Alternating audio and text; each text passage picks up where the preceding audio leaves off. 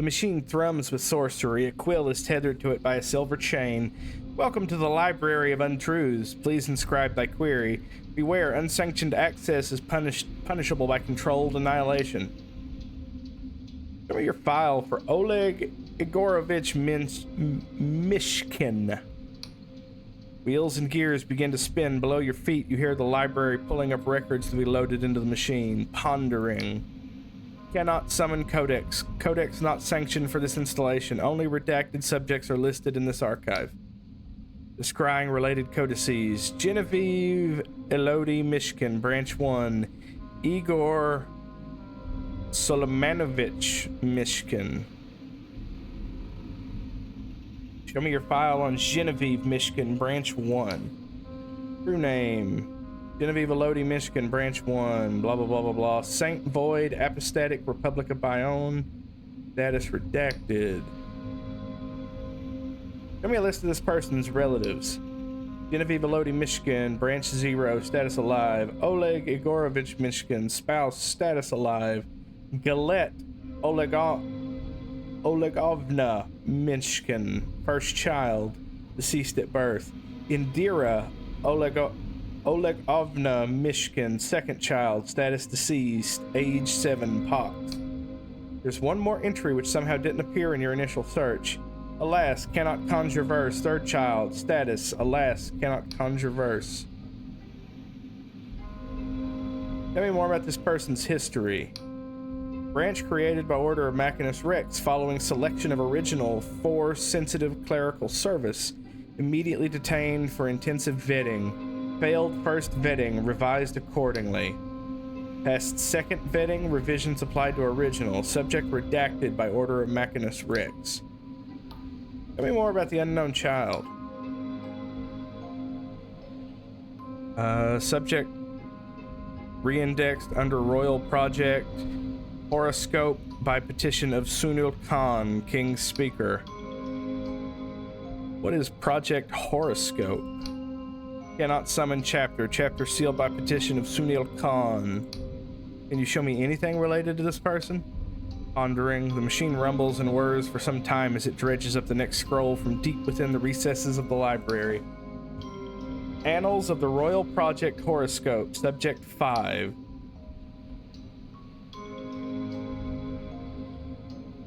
Alas, cannot conjure verse.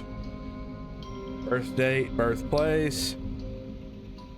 Dead by suicide, dead in prison, executed for sedition, immigrated without permit, assigned to royal service.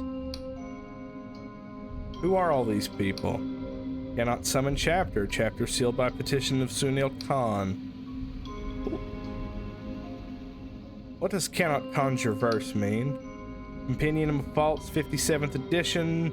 Occurs when record and royal annals are lost or corrupted. Attempt manual inspection or file a petition to Chaos Operations.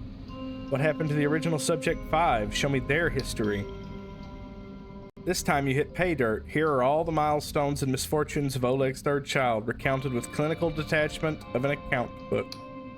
Registered in Royal Annals, age 6, assigned to basic schooling in Yansk Oblast.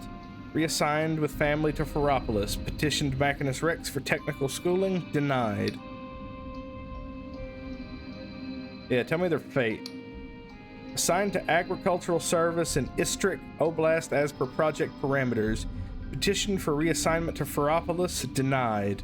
As per project parameters. Alas, fault in status check.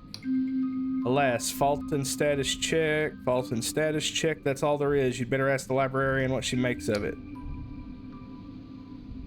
Yeah, tell me more about Project Horoscope. After some digging, you find a record that was left out of Speaker Sunil's veil of secrecy, though it raises as many questions as it answers. Subject 5, Final Conclusions. This subject and his branches were by far the most variable alumni of Project Horoscope. Branch 0, the original, achieved the lowest combined aptitude and patriotism score in the entire cohort. Due to deficits in faith and compliance which outweighed his merit in scholastics and invention, most alterations produced wild instabilities, leading to adverse outcomes for those branches. However, Branch 5 subsequently achieved the highest caps of all horoscope alumni, earning admission to the Guild of Machinists. Since then, she has made transformative contributions that recommend her for higher office. Lessons for future alteration doctrine are set forth in full report. No further queries. Okay. Well, I only know one lady machinist, machinist, bleh.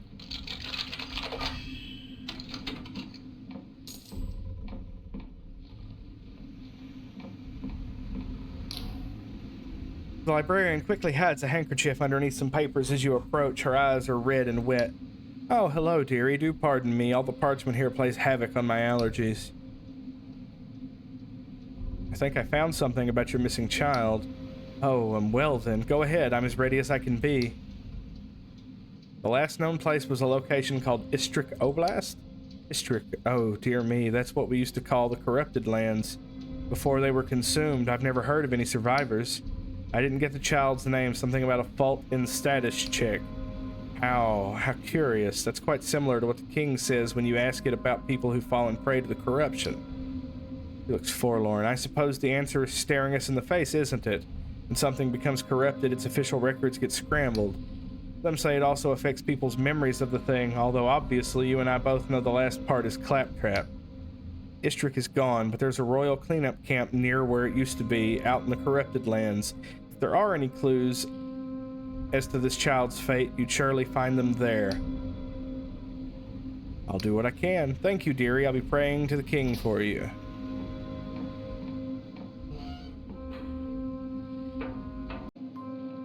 Alright, so it's to the right up here where the cleanup camp is, yes. Who are you, sir? Her voice is metallic and distorted through their helmet. Don't try anything funny or you're toast, and I mean the blackened, charcoal-y kind. I want a flamethrower. Feel like I could do some serious damage with a flamethrower. Probably shouldn't give me one, actually. It would be unwise. Hello there, sorting hat. Oh, I pull it out of your eyes too. I just realized that. I thought it was changing something under here. I know, they're just grown-up silk slugs. But they look like a sorting hat that's mutated.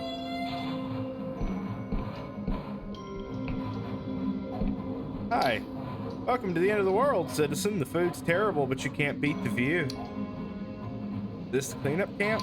Yep, the last outpost of normal reality, or at least their words are drowned out by a deafening metallic voice from the main building. Cleanup worker Flores, report to my office. Repeat, Flores to my office. Wang out. Normal for us anyway. Stay back, citizen. These monsters are dormant right now, but they could rouse at any moment. And if they get their claws into you, you'll be everybody's problem. What are they?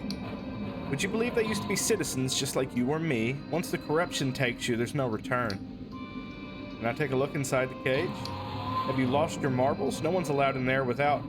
Suddenly their words are drowned out by a deafening metallic voice from the main building. Attention all hands, shift change is delayed by 72 minutes. Repeat, 72 minutes, wang out. As I was saying, no entry without orders from the chief. This is guild business, I need to get in there. Oh shit, why is it always me? I'm sorry, Your Honor, but I'm under strict order to not let anyone in without the chief's blessing, no exception. Look, if you're hell-bent on it, talk to the cleanup leader Wang. He's over in the main building, top floor. Just don't tell him I sent you. He's got a foul temper. Alright. Why would I want in there, though?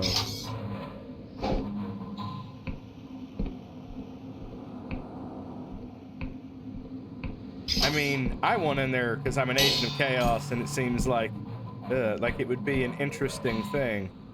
I don't think I want to bathe in these tubs. They look chunky. I don't know what he said first. I was moving and he jumped on me.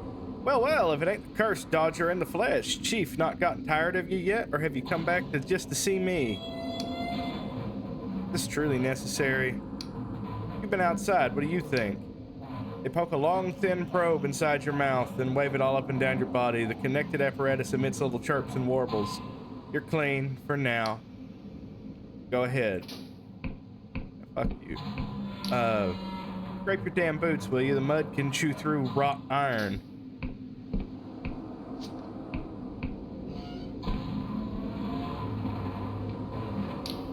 You might not want to go upstairs, mate. The chief's in an awful mood. They glance up suddenly as a metallic voice booms. Attention, all hands. Roll call in 36 minutes. Repeat, 36 minutes. No dawdling this time. Wang out. Then again, ain't he always? This cleanup worker is tearing hungrily at a hunk of black bread like a rabid dog. They do not respond except to make an obscene gesture at you.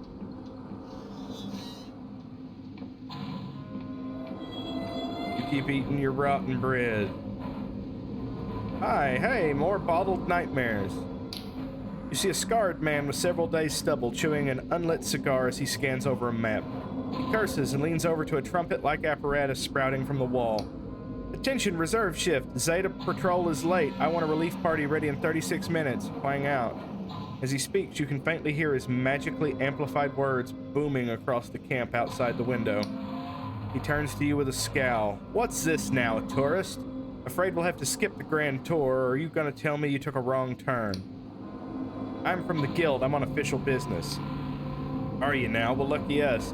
Forgive me if I don't genuflect, my knees pure buggered from all the time I nearly died cleaning up after you geniuses. Let's get one thing straight, sunshine. I'm cleanup leader Wang, and this is my cleanup camp. That means every cunt here follows my rules and obeys my orders, no matter what some shit-for-brains tinker from Ferropolis says. Clear? Now, why the hell are you in my office? I'm looking for a missing kid. Wang listens to your story, shaking his head. I'm sorry you came all this way for nothing. Finding a single person among the corrupted, let alone their name, it's pure bonkers. Corruption warps most things beyond recognition. If this kid got absorbed into a canker mass, they've not even got a body anymore. Sometimes individual corrupted ones have traces of their old selves. Clothes, tattoos, and the like, but that's rare. Let me look at the ones in the cage down there, huh? Wang takes his cigar out of his mouth. You're a real specimen, aren't you? Be my guest. Your life's that cheap. Cleanup worker Cohen's our resident monster expert. So if you've got questions, ask him. Wang leans over to the speaker trumpet again. Attention, cleanup worker Cohen. Attention, Cohen. Let this weird-looking scunner into the cage, will ya? Wang out. You know, I hope I'm going to do something that causes all of you, except you, great harm, because you were nice to me. You got a tattoo?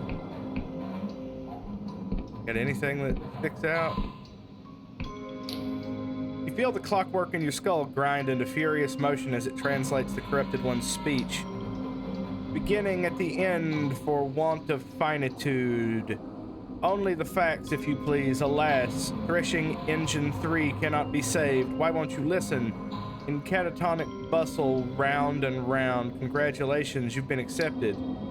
Away, haul away. We'll haul away together into Royal Project Horoscope. Threshing engine 3 has suffered yearning, unbefitting of its station. Bastards useless. Fucking bastards. No one listens. You recognize this? It stares at the locket as if hypnotized. Pa. Corrupted one becomes visibly agitated in its movements and speech. Stop slouching. Water trickling gently through the part. Please listen. Alas, fault in status check. Unlatch. Reseat. He loves you, dearie, even if he doesn't show it. Cannot exist. Subject. Thy petition is hereby granted. Thy petition is hereby granted. Please listen. Entreaty, we are sorry to inform. What happened to you? Denied and thrice denied. This is a disaster warning. I kept meaning to write before only. Petition, soil then hang thyself. Unlatch receipt. In accordance with Project Horoscope parameters. Please listen. What's your name? Dear Pa, I'm writing to tell you, clean each crystal head thrice daily until record of fault. Help us, we are lost, and enclose this locket which I hope shall always remind you. Please listen. All prior common names are hereby annulled and shall be as dust.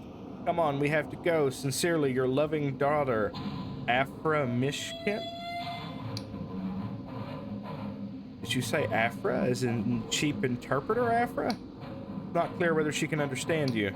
Please evacuate immediately for your own, so we'll no more go a-roving. Please help us. Alas, cannot exist. Afra, there's no time. Unlatch. Reseat.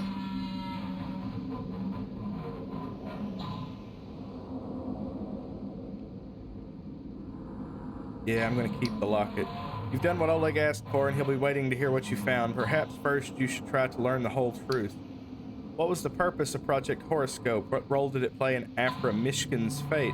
And how is she connected to the other Afra that you met before? The only one who can answer these questions is the man whose name was stamped all over the horoscope files. Sunil Khan, the King's Speaker. How'd you get on in there? The last one looked like it wanted to make a proper mess of you. You didn't tell me the corrupted spoke six-fold cipher? Six-fold? You mean you understood that gobbledygook? I see now. You've got one of those fancy machinist skull implants. Hope you had an edifying dialogue? Do the machinists know how to talk to these things? Sort of. There was this cog who visited last year, spent hours listening to him, taking notes. Never seen anyone write so fast. He had one of those implants too. He was pretty tight-lipped, but I gathered he didn't learn much. Said it was like talking to a lunatic, or one of those big insects that mimics your voice. They're saying words, but there's no deeper meaning. Sound and fury in it. Anything else you want to know? One of them told me your name. I think she was asking for help. Cohen looks perturbed. Its name? You sure you heard that right? That's definitely weird. I suppose that supports my vestigial memory theory, assuming it wasn't just some name it heard around the camp. Look, I know it's unsettling, but they do this sometimes. The last machinist we saw here thought it was some sort of reflex, like rigor mortis. Try not to lose too much sleep over it, huh? Anything else? Thank you for your time.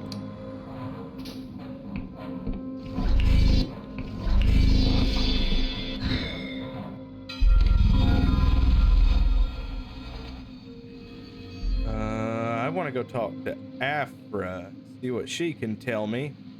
Maybe she knows about it. And I guess also I need to talk to Sunil. Hey, Sunil, where you at, buddy? I got questions for you.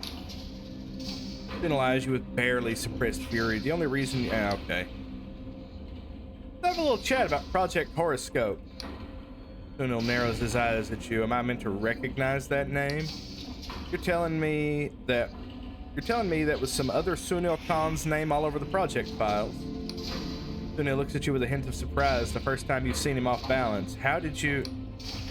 Tell Sunil what you discovered about Oleg's daughter, Afra. When you're finished, he sighs. Ah, you have been inquisitive. Were your loyalties not so obviously suspect, you might even have made a good interpreter. So what is it you imagine you will get from me? I just want to know the truth. Things recorded in the Library of Untruths are fictions. They never happened. We are discussing imaginary hypotheticals. Do you understand? Sure thing. It's only a fairy tale. In a certain land, in a certain kingdom, very far from here. Yes, quite so. In a certain land, there was a king with magical powers. One day, the king's retainer asked if he could use his magic to transform people into their best selves. The king agreed, but first ordered a test. King's retainers would scour the world to find 6 people who between them embodied all its variation in character and temperament. The king would then multiply each candidate 6-fold, changing every copy in a different way. The original candidates would remain unchanged to see what happened when the king did nothing. And to keep the test pure, the king would make all 36 subjects forget they were ever part of it. Is that why the king wouldn't grant Oleg's daughter's wishes? There is no Oleg in this tale, but yes, the fictional king we are discussing could not allow the original 6 subjects to be magically altered in any way, lest the experiment become tainted. The 6th candidate, Afra, was wild and disobedient, showing little promise. Yet it was one of their copies, the 6th, in fact, who proved wisest of all. And so the king was satisfied and began using his magic to create many more good and faithful subjects. It was a great sorrow when the original Afra was consumed by a plague unleashed by the king's enemies, but eventually the plague was defeated and everyone, or almost everyone, lived happily ever after. So there ends the fairy tale, and there ends your telling of it if you wish for a happy ending of your own. This is how the corruption started with Project Horoscope. Oh, would you care to explain your logic? You gave your king the power to alter people, then people begin turning into monsters. Don't you think that's a bit suspicious?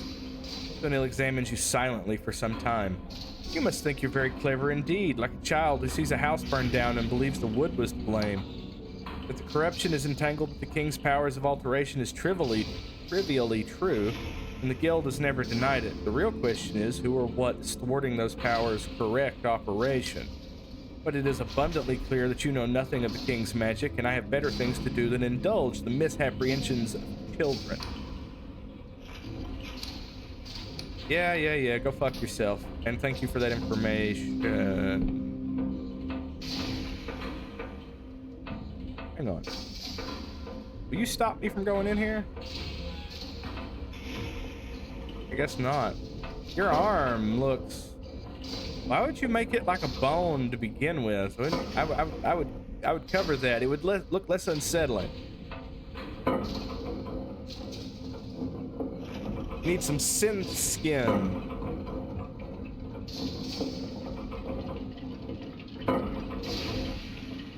What can you tell me about Project Horoscope?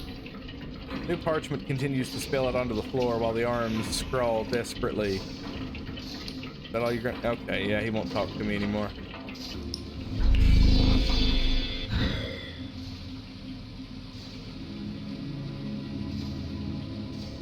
Hi there, Afra. Can't thank you enough. You've saved the kingdom. Afra, I have something important to tell you about your past. Afra's brows wrinkle. My past? What do you mean? Tell her what you've discovered about Project Horoscope. Afra listens intently with growing horror. God's alive, that's horrible. All those Afras, they could have been me, and I could have been them. They were me, and I was them. Why me? Why did I deserve to flourish and they to die? I never knew I had so many sisters. I thought I was changing the king, changing the system, but the king made me. It had also made my sisters, left them to die, so I am an expression of the system that killed my sisters. Were all my hopes and dreams just part of its plan? Have I ever had a desire or thought the king didn't put there? Which parts of me are even mine? She seems on the verge of tears, her decades of practice controlling her emotions finally nullified. What have I done? Yeah, say nothing. Afra looks at you numbly. Pardon me, friend, I need to be alone for a while. Please leave me to my thoughts. I mean, you didn't do it. You have nothing to feel bad about, in my professional opinion. Like, from one monster to another. Let me just say, like, I've actively chosen my evil ways, and you're just been kind of thrust upon you. Where is your house, Oleg? Here it is. God, that took longer than it should have. Hey, buddy. I find Oleg absorbed in some kind of word puzzle. He is sober, but when he glances up, you see bags under his eyes. You again. Have you come to throw the towel in? I found your daughter. Her name was Afra. Oleg stares at you for a long time without visible emotion.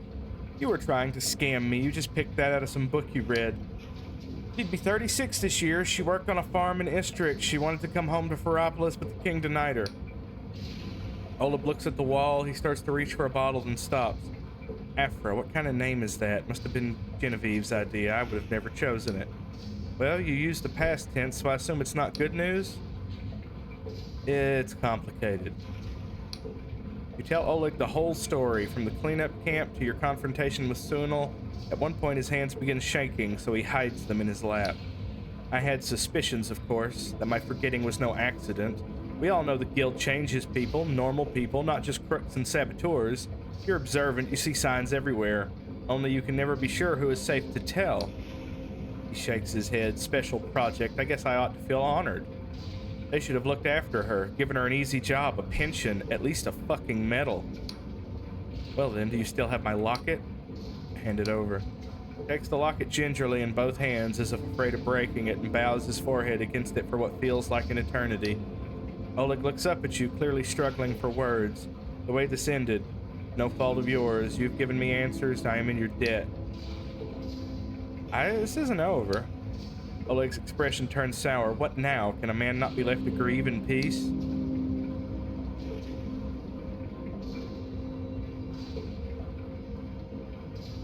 There are versions of your daughter that survived. Don't you want to meet them? I am happy for them, but they are not my daughters.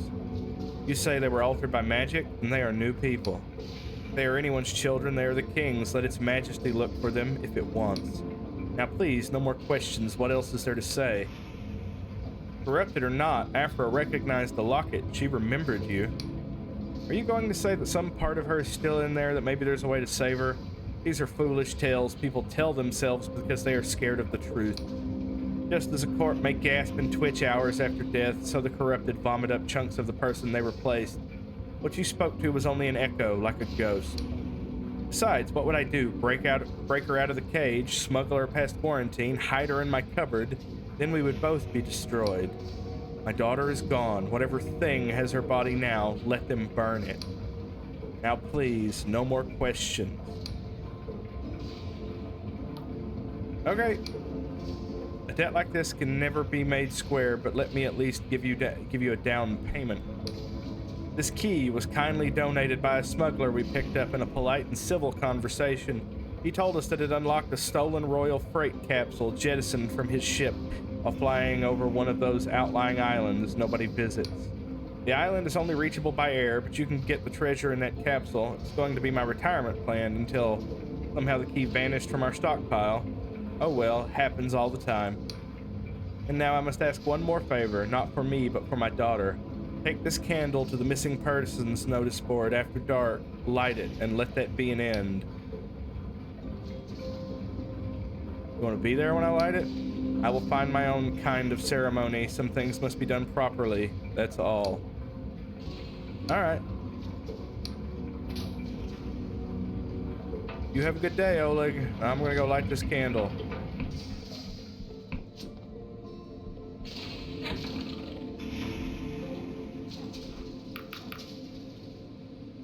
Okay, it is indeed a candle. I'm just making sure it's not a bomb I've been handed. Light the candle for Oleg's daughter. Place Oleg's candle among the others and light the wick. A soft green glow suffuses the leaves of paper, each one marking a life and a name. You thank Oleg's daughter and all her sisters and all the people for whom there will never be any candles. Then you think about the faces you saw on your way here. What have they lost? They won't let themselves mourn. Whose absence do they feel without even knowing it? How many are pretending not to see the abyss for fear of being dragged in too? How many think it could never happen to them? Behind you, someone begins to sing, croaking and hesitant at first. No words, just a mournful, keening tune. Something like an elegy, something like a howl. Prayer and a promise, a hymn for the missing. Huh.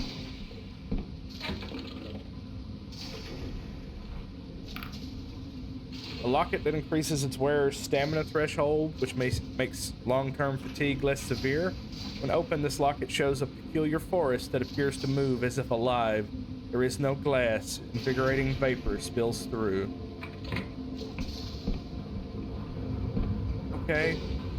This is all well and good, but I am no more close to finding Caxton Frost than when I first got here. Let me see what I can uncover, guys, and I'll let you know what I find. Hey, thanks for watching, guys. If you made it this far, I really appreciate it. Please let me know what you think. Like, comment, subscribe, etc., etc., and everybody have a good rest of their day.